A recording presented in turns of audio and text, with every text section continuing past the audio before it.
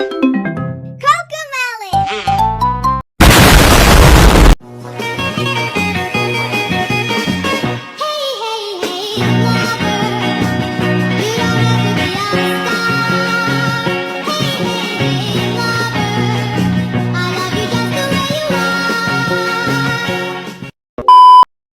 everyone, selamat datang di materi kelompok 4. Dalam kegiatan tertentu, kita memerlukan dokumen dan akses pribadi seperti ijazah dan absensi harian yang memerlukan sidik jari sebagai bukti otentik kepemilikan kita.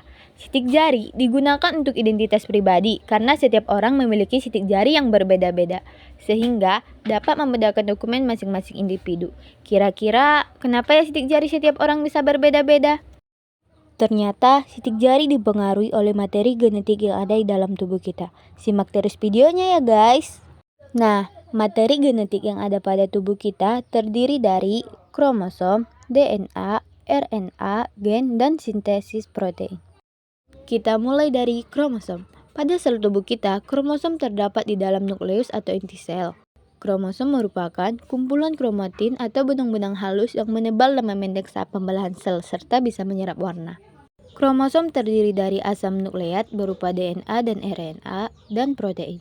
Kromosom ini memiliki ukuran yang berbeda-beda dengan panjang antara 0,2 hingga 50 mikron dan berdiameter 0,2 hingga 20 mikron.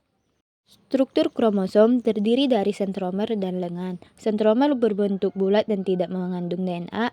Lengan kromosom mengandung kromotid atau kromonema yang berbentuk pita spiral. Kromomer yang merupakan penebalan dari kromonema, matriks, dan telomer pada ujung kromosom yang menjaga agar DNA tidak terurai. Selain itu, pada ujung kromosom ini juga terdapat satelit yang berbentuk bulat. Berdasarkan fungsinya, kromosom dapat dibedakan menjadi kromosom tubuh atau autosom dan kromosom kelamin atau gonosom. Autosom berperan dalam menentukan ciri-ciri tubuh, bersifat diploid, mengalami pembelahan mitosis dan jumlahnya 2 kali gonosom. Sedangkan gonosom berfungsi untuk menentukan jenis kelamin, bersifat haploid, mengalami pembelahan meiosis dan berjumlah setengah dari autosom. Berdasarkan letak sentromernya, kromosom dapat dibedakan menjadi 4 yaitu metasentrik. Kromosom yang letak sentromernya di tengah sehingga membagi kromosom menjadi 2 lengan yang sama panjang. Submetasentrik, letak sentromernya agak di tengah sehingga kedua lengan kromosom tidak sama panjang. Akrosentrik, letak sentromernya di dekat ujung kromosom. Dan telosentrik, sentromer berada di ujung lengan kromosom.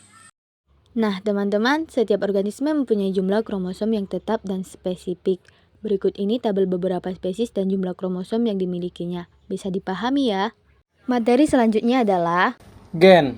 Gen sendiri dapat diartikan sebagai unit terkecil dari materi genetik yang mengendalikan sifat-sifat hereditas dari suatu organisme.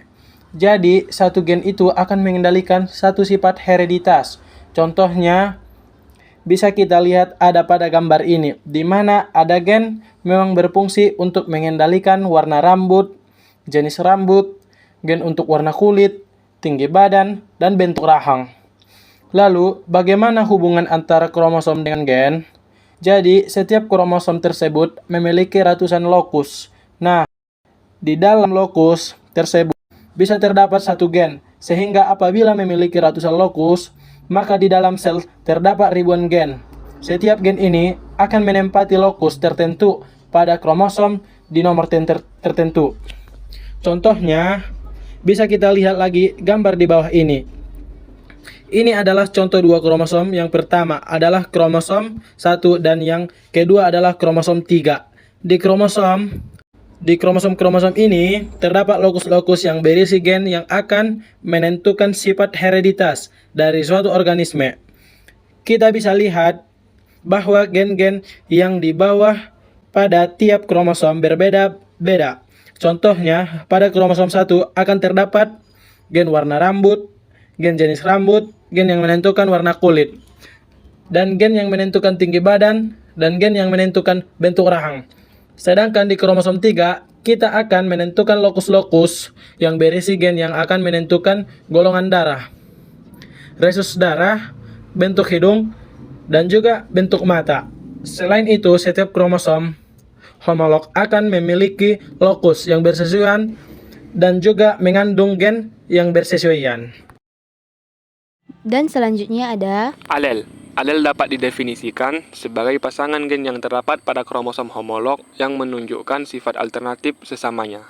Contoh sifat alternatif adalah ketika kita membicarakan gen B, yaitu gen yang menentukan warna dari bunga.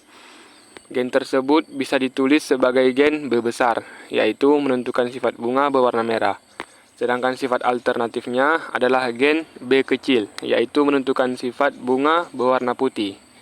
Kedua pasangan gen ini homolog, karena keduanya menentukan warna bunga. Namun, yang satunya akan memberikan warna bunga merah, sedangkan gen B kecil akan menentukan sifat bunga yang berwarna putih. Nah, pasangan gen dalam suatu kromosom homolog disebut sebagai genotip. Ekspresi gen yang mempengaruhi penampakan sifat disebut sebagai fenotip.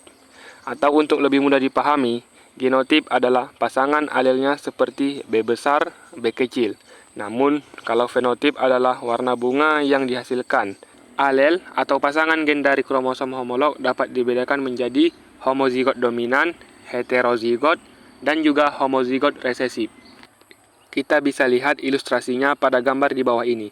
Pada homozigot dominan, gen yang ada adalah gen B besar dan gen B besar pada alel yang sama. Sedangkan pada heterozigot, maka gen yang ada atau genotip yang terbentuk adalah gen B besar dan gen B kecil.